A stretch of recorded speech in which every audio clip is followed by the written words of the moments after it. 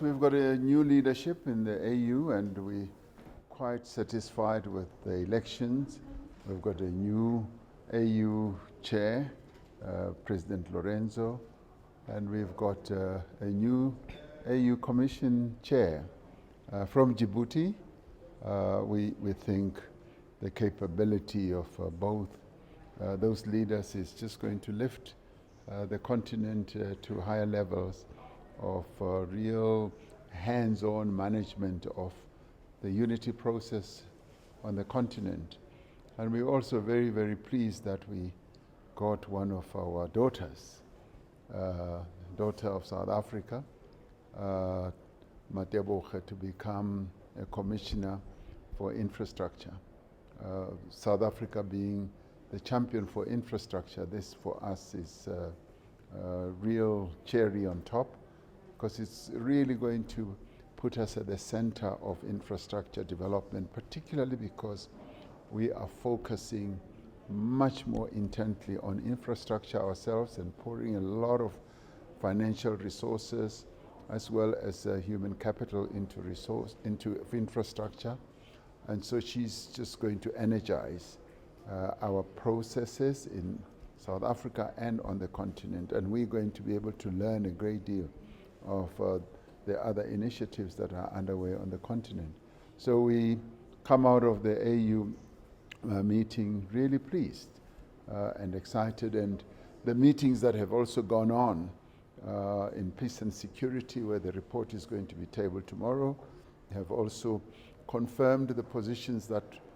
we took ourselves to enhance peace in the DRC, a position that was adopted by SADC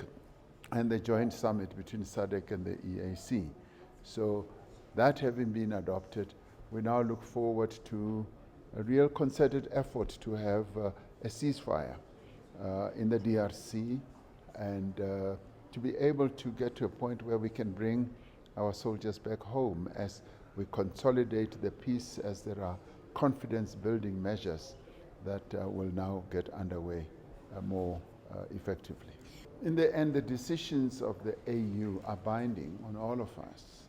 And the Peace and Security Commission, having met and taken the decision, and in the presence of the various heads of states as well, and the report is going to be tabled tomorrow, that in itself will be binding on really any country, because if any country does not abide, then it becomes an outlier for negativity.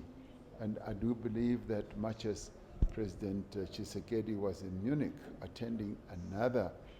process that has to do with peace and all that, his representatives were here and they participated.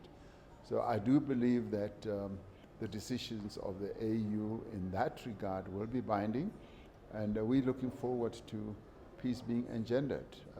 in the DRC. We want peace. We who have been toiling for years, assisting the people of the DRC, are going to be putting pressure on everyone more in a focused way to ensure that there is peace that is installed, so that we also have a chance to bring our boys back home.